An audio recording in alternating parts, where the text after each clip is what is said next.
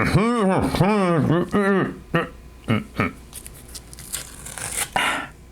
are some things I simply can't talk about. Hey everybody, it's Tristan Emond with Mindful Living Realty, a realtor right here in Rapid City, South Dakota, the gateway to the Black Hills. Now, I've had a few comments lately that express that I haven't really been truly honest with how things are in every neighborhood, especially regarding to crime. And the fact of the matter is, I can't talk to you about that per area. Let's begin by talking about monkey bars. That's right, monkey bars. These are the 8-foot metal things you crawl across when we were kids in elementary school. Well, of course, didn't just hand hit them back and forth. We climbed on top of them. We hung out there. We hung from them upside down. And of course, one day, Johnny fell off and broke his arm. Sorry, poor Johnnies. They always get blamed for everything.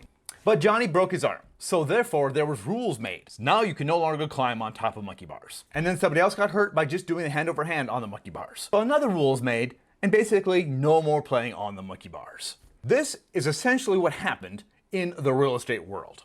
Back in the mid-1900s, some real estate agents decided to do whatever they could to get a buck. They were doing a couple practices now known as blockbusting and steering. Blockbusting is when they would go to a property and say, hey, you know what? See that across the road, that guy right there? Those guys are Italian Americans. You know what happens when they get together and they have parties? The neighborhood's gonna be ruined. And so these homeowners, scared for their way of life, decided to sell their properties. That was blockbusting. And then similarly, there was steering, where a real estate agent would tell a buyer, "Do you sure you want to live over there? You know, there's a bunch of Norwegians over there. All they say is ufta and talk about lutefisk. Boy, that's just a really crazy life. You don't want to live over there. You want to live over here." And thus, these real estate agents were steering clients to live in one area or another, usually at a profit or gain to themselves. Imagine that. So because of these idiots, rules were made. Not just any old rules, but federal rules. And of course, this was a good thing, but it's the Federal Fair Housing Act that it was implemented in 1968. Now, this Fair Housing Act not only prohibits realtors from steering and blockbusting, but it also protects certain classes of people from being discriminated against. I know, common sense, right? But somebody fell off the monkey bars, and now there's rules. But before we get into these protected classes, let's talk a little bit more about steering, because this is the item where, as real estate agents, especially working in a relocation, moving to the area type videos like this one is. But due to this Fair Housing Act, it is illegal for me to tell you what is a good area or what is a bad area. And we're not just talking about like best practices. We're talking about huge fines and loss of license. It's serious. We have hours and hours of continuing education just on fair housing. So if you ask me, is this area safe? Is there a lot of crime in this area? So all I can do is provide you a resource. I say, here's some links, check it out for yourself, make the decision for yourself on whether or not you feel that area is safe or not for you and your family. A lot of this also has to do with perspective. What I might term as good or bad is going to be different than what you might consider good or bad, depending on your background and etc. I had a client that came into town once, spent a lot of time in inner city New York. After driving all around town and looking at some really cheap properties, he said, none of this is an issue. None of it is a problem for me whatsoever. My daughter, in her freshman year of School of Mines here in town, we made her go to the dorms so she could have the full college experience. Now, she's lived in Rapid City her whole life. Once she had her license, she was driving to Target and Starbucks and shopping all by herself. Never had a problem. And a lot of the kids in her class and in her dorm were from small communities, usually some small farming Midwest communities. A lot of these were farm and ranch boys that were looking at the girls and saying, now wait a minute. You make sure that you have somebody with you, because this Rapid City area, it's full of crime. You're going to want to make sure you have someone with you at all times, no matter where you're going. And Emily was just kind of like, what? I've lived here my whole life. What are you talking about? So your perspective plays a huge role in what you consider safe or not safe. I always recommend when people are thinking about moving to the area that they come up here, that they drive around, they even drive around some areas that they're looking at night, kind of get a feel for what it feels like at night.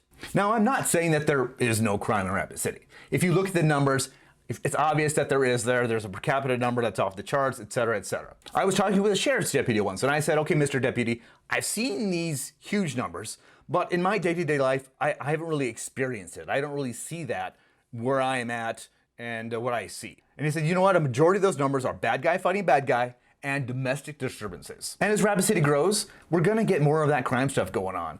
With the cost of living in the area not really matching the wages, and as people get more and more desperate, things kind of start happening. Like in the end of 2020, it seemed like we had a lot more like car robberies and porch thefts, and that kind of thing, as people were trying to figure out ways to, get through this pandemic thing.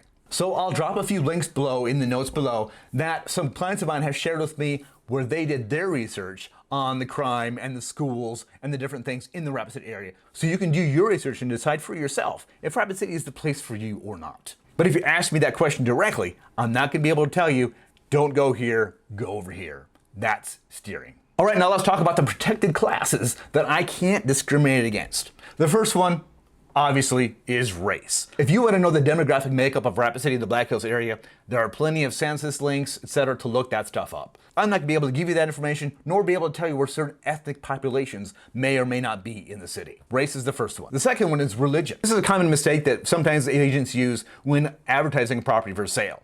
They'll say right down the street is the Catholic Church, or right near the mosque, or something like that. If you come to me and say, Tristan, I really want to be in a community with a bunch of Christians in it. Nope, can't say anything about that. The third one is sexual preference. Obviously, this one also reflects with agents helping people. No matter what their sexual preference, they can buy a property no matter what their sexual preference, etc., etc. But if you're looking for a community that's more pro whatever your sexual preference is versus another, that's not something I can find for you. The next one is national origin. And I kind of used this one on my story at the beginning regarding steering, although I don't really think anybody's really worried about a bunch of Norwegians getting together. But this could easily translate into Chinese or Irish or Mexican. I'm never gonna be able to tell you, yeah, that group of people, they're over here.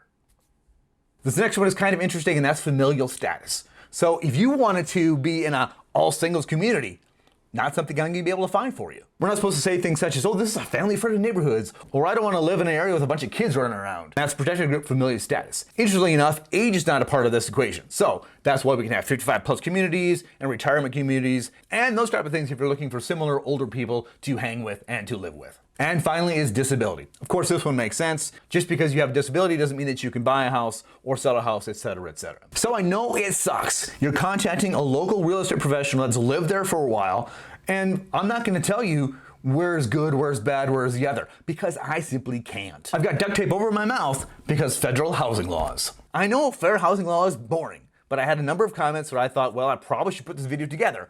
So I addressed some of the issues about crime, about what I can and cannot say, so you know what you have to research on your own to find your own answers. Thanks again for watching. Have an amazing day. Remember, love where you live.